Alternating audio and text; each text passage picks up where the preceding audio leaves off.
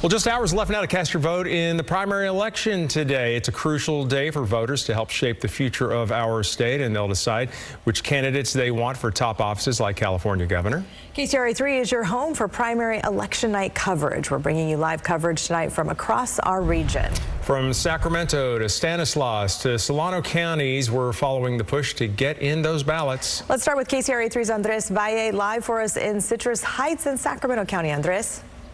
Yeah, so Lisa, Golston, honestly, things have been running really smoothly here at the Citrus Heights Event Center. We have a couple people trickling in. We have another person over here dropping off their ballot, but so far, no issues, which is the good thing, because I know we still have about 3 more hours until the polls do close. So that is 8 p.m., but we were speaking to the inspector in here earlier around 4 o'clock. He told us that if you make it in line before 8, before the cutoff, you can still, again, cast your ballot even past that 8 p.m. 8 p.m. cutoff. You just have to be in line by 8 p.m. in order to cast your ballot. But again, so far, more people are beginning to trickle in here as people get off work right around 5 o'clock. But again, no issues here. So if you plan on coming down here, just plan for a little bit more of an uptick within the next hour or two or so as people get off work and, drop off the kids from school. But for the most part, things are looking good here in Sacramento County. So let's send things over to my colleague, Esteban Reynoso in Stanislaus County.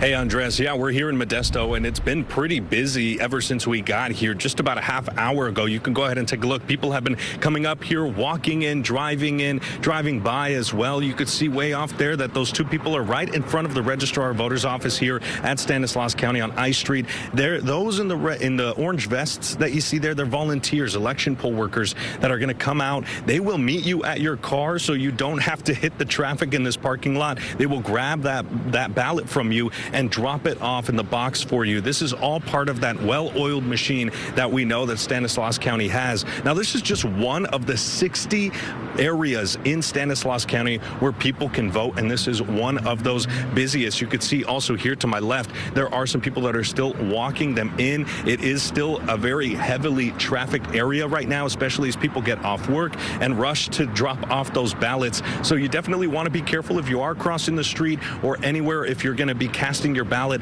in person, but it's still a very busy time out here, especially for the county and for these election workers. So we're going to be continuing to be out here throughout the night in Modesto, going to different polling places as well to get the latest updates on those numbers. And of course, later on, we're also going to be speaking with the county clerk for Stanislaus County to talk a little bit more about that process and what happens to your ballot once it's in their hands. Reporting live here in Modesto, Esteban Reynoso, KCRA 3 News. Golston, Lisa, back to you. All right, you've got us covered down there. Esteban, thank you for that. And in Stanislaus County, Salida voters are going to decide on whether they're going to approve Measure J. Now, supporters say that this will keep the Salida Fire District from running out of money and preserve response times. It would raise assessment fees for fire and emergency services from $45 a year to $168 for a single-family home and $126 for apartments. There's no listed opposition in the official county voter guide. It would require a 2/3 majority in order to pass. All right, let's go to the state capitol with a live look right now. There are several major contests on this ballot that Californians are watching closely, including the race for governor. That's top of mind tonight. There are dozens of candidates on the ballot. They include Republicans Chad Bianco and Steve Hilton, along with Democrats Javier Becerra, Matt Mahan, Katie Porter, Tom Steyer, Tony Thurman, and Antonio Villaraigosa. So here's a breakdown of how much money their campaigns have raised. These are the numbers according to the California Secretary of State's office. Tom Steyer has raised $216.3 million. He funded $216 million of it. Mayor Matt Mahan raised nearly $16 million. Steve Hilton has raised more than $14 million, and Javier Becerra has raised almost $13 million. Chad Bianco has raised $6.3 million. Meantime, Katie Porter raised nearly $10 million, and Antonio Villaraigosa has raised just over $7 million. Now, in addition to the race for governor, other key roles are also on the ballot, including lieutenant governor, secretary of state, controller, treasurer, attorney general, insurance commissioner, and superintendent of schools.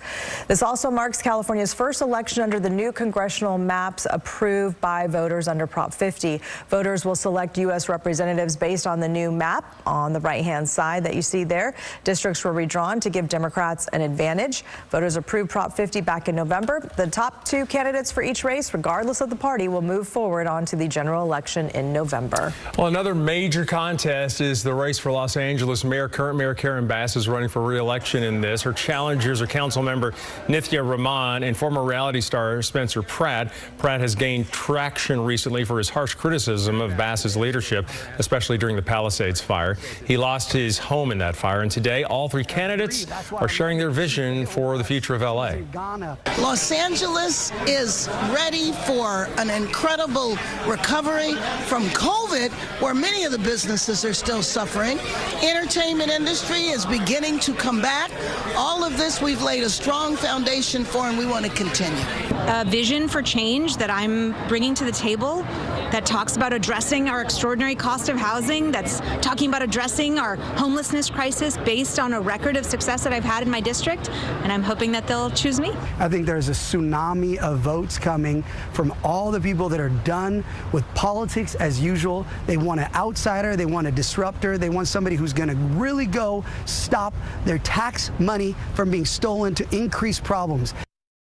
Well, the most recent UC Berkeley Los Angeles Times poll predicts an extremely close contest on this tonight. Bass is at 26%, Rahman at 25%, and Pratt at 22% among likely voters. Well, if you haven't had time to vote yet, it's still not too late, but it's getting close. Yeah, you gotta get there. Here's how you can still get your ballot in. You can drop off your ballot in a return box or at an in-person voting location. Do it by 8 o'clock tonight. You can still vote as long as you're in line at a voting location by that 8 p.m. deadline. If you miss the voter registration deadline, you can vote today through same-day or conditional registration. That's offered at county election offices, polling places, and vote centers. And if you're still not sure where you stand on the measures or the candidates, scan the QR code on your screen. It will take you to our voter guide, help you save a lot of time because time is limited right now. You can also go to KCRA.com or download the KCRA 3 app. It's free to download. Yeah, but you got to get going. If you're planning on taking public transit to your voting location, San Joaquin Regional Transit's offering free bus rides today. Voters can ride fixed route buses free to and from the polls. All you have to do is let your bus driver know that you're going to vote. Well, state officials say that voters should feel safe and protected when they're at the polls, and we spoke with California's Secretary of State about this. She says that people have the right to vote without intimidation.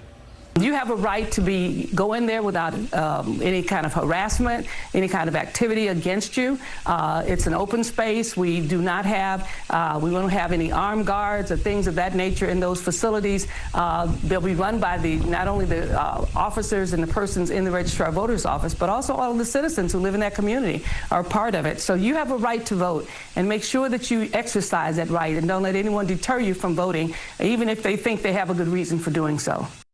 Weber also says that voters can reach out to this number for questions about the election and voting, 1-800-345-VOTE. Help is available in 10 languages.